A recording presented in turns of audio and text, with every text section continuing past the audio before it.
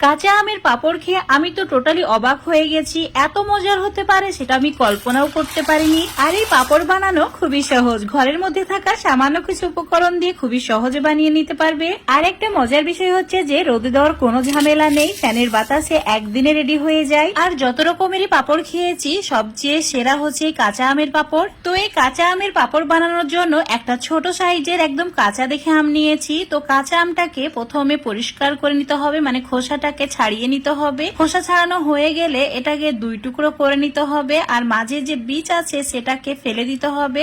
আর এরই সঙ্গে আমের যে শক্ত অংশ আছে সেটাও কেটে বাদ দিতে হবে। তারপর ছোট ছোট টুকরো করে নিতে হবে। এবার একটা কাপের মাপ করে 1 কাপ সাবুদানা নিতে হবে, আর এই সাবুদানা জলের মধ্যে দিয়ে ভিজিয়ে রেখে দিতে হবে 10 মিনিটের জন্য।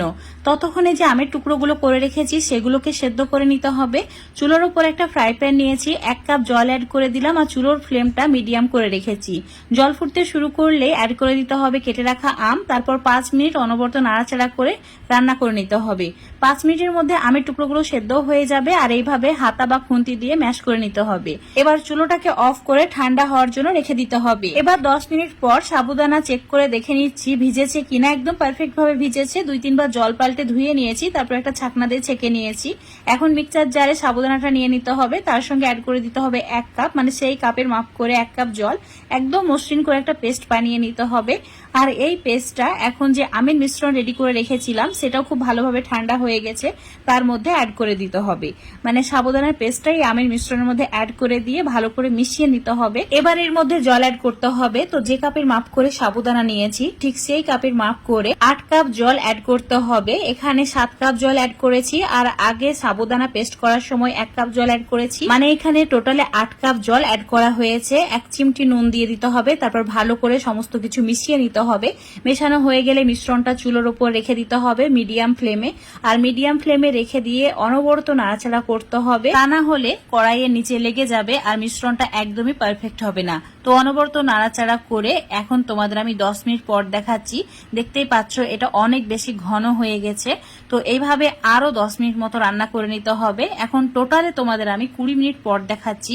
আর চুলোর ফ্লেমটা কিন্তু মিডিয়ামে রাখা আছে। এইভাবে যখন বুদবুদ শুরু হবে, মানে ফুটতে শুরু করবে, চুলোটাকে অফ করে দিয়ে এই মিশ্রণটা এবার ঠান্ডা করে নিতে হবে।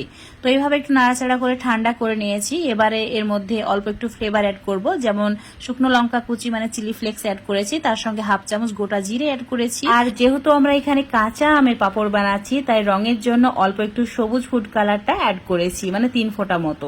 ভালো করে এবার মিশিয়ে নিতে হবে। মেশানো হয়ে গেলে একটা মোটা পলিথিন নিতে হবে, আর পলিথিনের মধ্যে এই মিশ্রণটা অল্প অল্প করে অ্যাড করতে হবে। তো খুব ভালো করে আমি মিশিয়ে নিয়েছি। দেখতে পাচ্ছ কালারটা খুব সুন্দর চলে এসেছে।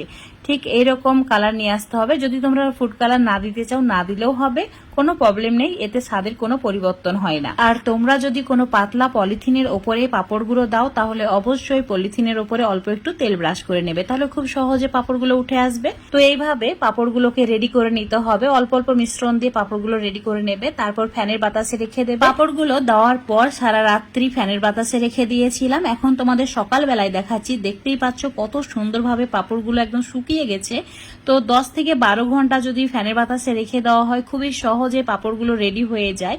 একদম ট্রান্সপারেন্ট হয়েছে, আঙুলগুলো দেখা যাচ্ছে এতটাই পাতলা হয়েছে। এখন এই পাঁপড়গুলো ভেজে খাওয়ার জন্য একদমই পারফেক্ট। যদি তোমরা স্টোর করে রাখতে চাও 1 বছরেরও বেশি স্টোর করে রাখতে পারবে, কিন্তু হালকা একটু রোদে দিয়ে তারপর এয়ারটাইট কন্টেনারের মধ্যে ভরে রাখবে, তাহলে যখন বের করে ভাজবে ঠিক এইভাবেই ফুলে উঠবে আর একদমই পারফেক্ট ভাবে ভাজা হবে। যে খাবে সেই প্রশংসা করবে। তো আজকের এই পাঁপড়ের রেসিপিটা যদি তোমাদের ভালো লেগে থাকে অবশ্যই বাড়িতে একবারে কাঁচা আমের পাঁপড়টা বানিয়ে খেয়ে দেখবে। সত্যি বন্ধুরা, একবার খাওয়ার পর তোমরা প্রত্যেক সিজনে বানিয়ে রাখবেই। তো আজকের রেসিপি ভালো লাগলে লাইক শেয়ার কমেন্ট করে দেবে। ফেসবুক পেজ থেকে দেখলে পেজটাকে ফলো করে নেবে, ইউটিউব থেকে দেখলে চ্যানেলটাকে সাবস্ক্রাইব করে রাখবে আরো এরকম রেসিপিগুলো পাওয়ার জন্য।